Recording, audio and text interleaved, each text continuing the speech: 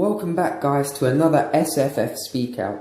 So I'm going to start off by wrapping up the week and also add a few little things along the way. So first off, much like last week, I'm going to go through my awards for the week. So I'm going to start with NFL Offensive Player of the Week. And my choice this week is Michael Crabtree. Now, I know he played against the Jets, and the first thing everyone's going to say, oh, they're easy, they're tanking. But he had a monster performance, and coming just after Derek Carr had claimed that he was heavily underrated and one of the most underrated wide receivers in the league. I think he really went out and backed that claim, and so it feels fitting that he should receive the award. Now, after a bounce-back performance, Tom Brady is my pick for the Air Player of the Week.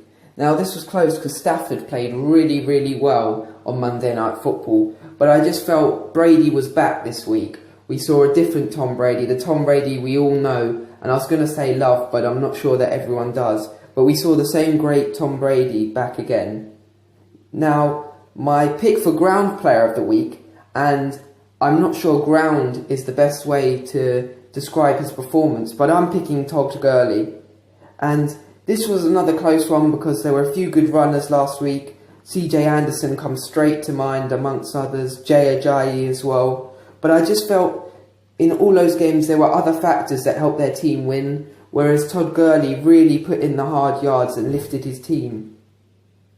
So moving on to Defensive Player of the Week, I have Chris Jones from the Chiefs. Now he was amazing, he was all over the Eagles. He had 3 sacks, 2 forced fumbles and a pick in what was not only a great display from himself, but the Chiefs defence as a whole, and a career day for Chris, and you've got to congratulate him for it.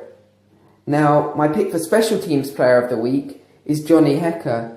He, as always, is ever consistent, always punting great, and even for the eye test added in a nice bit of trickery with a successful fake punt pass that looked really good.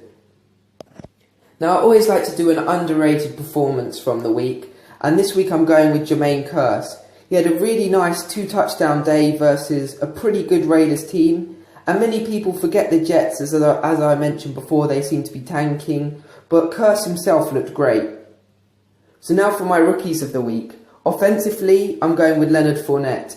He ran with determination, and him and Ivory could really be a force if only they had a quarterback. But still, I can really see these two being a really nice tandem. Now, Gary Conley is going to be my pick for Defensive Player, Rookie of the Week rather. And he started off really nicely. They tested him deep and he recorded a pass breakup straight away and was really solid throughout the day with his tackling. It was good to see him doing well. Now, another thing I wanted to mention, there are a few defences that did really well this week.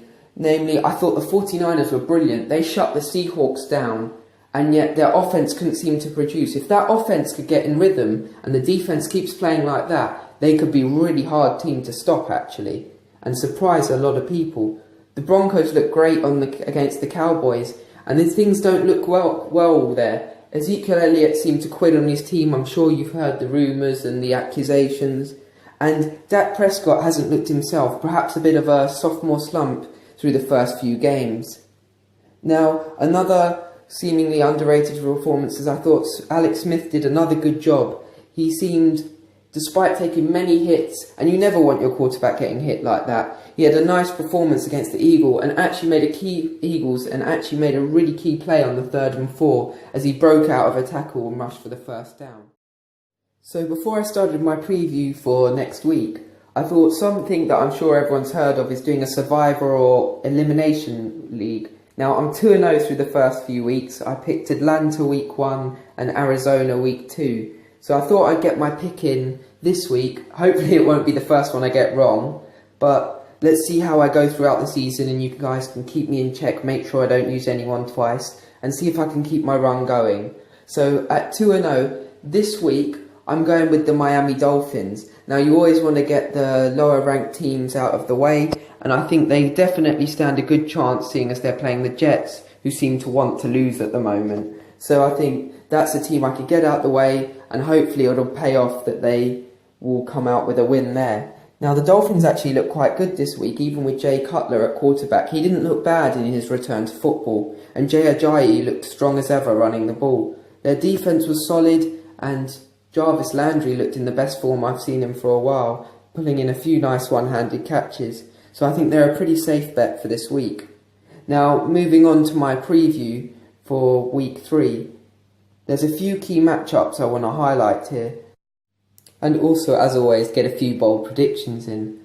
So, looking at the schedule, the first one I wanted to have a look at is with the Seahawks playing the Titans. Now, they struggled heavily against the 49ers last week. I think next week against the Titans, offensively, they're going to go out firing on all cylinders to prove that they are a top offense and that Russell Wilson can lead this team despite the offensive line. Look to them to score a few touchdowns, at least early on, and to try and put the hurt on the Titans' defense. The Raiders will probably continue their role as they face the Washington Redskins.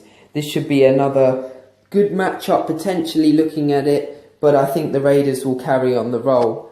Another one to watch for Thursday night football, which I think is interesting, is the Rams seem on good form, but they've played fairly dysfunctional teams. The aforementioned Redskins don't seem to be in sync yet, and the Colts early season didn't have a quarterback. Now, having said that, the Rams have looked really good in both games they've played.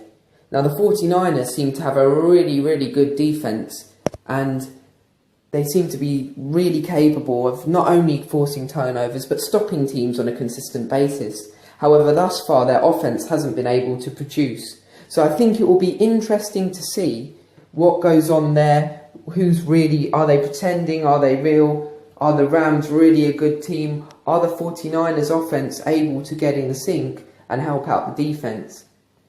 Another matchup I see is the Ravens-Jaguars coming to London. Now, for those of you who don't know, I'm based in the UK and I'm really excited for this. I can't wait. I'll be at the game. Hopefully we should get a good one. Even if they aren't the best two teams, let's see. The Jaguars' defence week 1 looked brilliant. Let's hope they can keep that momentum going. And the Ravens seem to be on a bit of a run.